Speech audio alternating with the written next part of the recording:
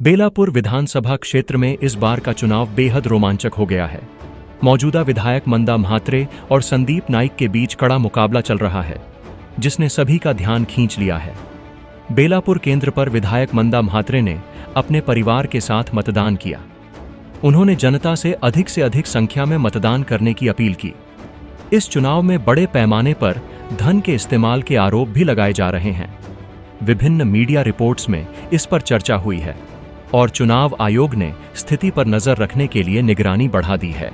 अब 23 तारीख को चुनाव परिणाम घोषित होंगे, जिससे यह स्पष्ट होगा कि इस क्षेत्र में जीत किसकी होती है।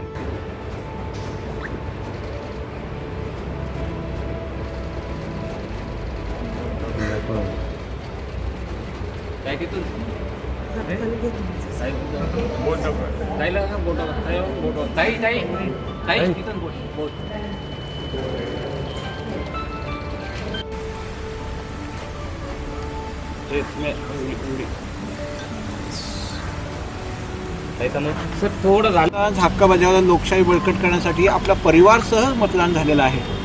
आज मी सर्व नागरिकांना आवाहन करीन की लोकशाही बळकट करण्यासाठी हा जो मतदानाचा उत्सव आहे, आपण आणि आपल्या कुटुंबासोबत या आणि मतदान करा, देशाला बळकट करा, राज्याला बळकट करा, असं मी सगळ्या नागरिकांना आवाहन करत आहे। विजयाचा गुलाल कोण उधळणार आहे? आपल्याला येणाऱ्या 23 तारखेला माहिती पडेल की विजयाचा गुलाल कोण उधळणार आहे। तो एका महिलेला कोंडीत पकडण्यासाठी सगळेजण एवढे रस्त्यावर मैदानात उतरलेले आहेत। धनशक्ती विरुद्ध एक महिला, अशी संघर्ष नवी मुंबईत होतोय या निवडणुकीत। अतिशय रात्री बऱ्याच वेळा पोलिसांना मी सांगण्याचा प्रयत्न केला। प्रत्येकजण आपल्या ऑफिसमध्ये बसून घराघरात पैसे वाटत होते। चुकीची प्रथा ही सुरू झालेली आहे। मी 2 निवडणुका निवडून आलेली आहे, अशी कधी मी बघितलं नाही की घरात वोटरला पैसे देणं। आज तुम्ही द्या, 3 महिन्यांनी कॉर्पोरेशनची निवडणूक आहे। हे चुकीचा पायंडा जो पडत चाललेला आहे।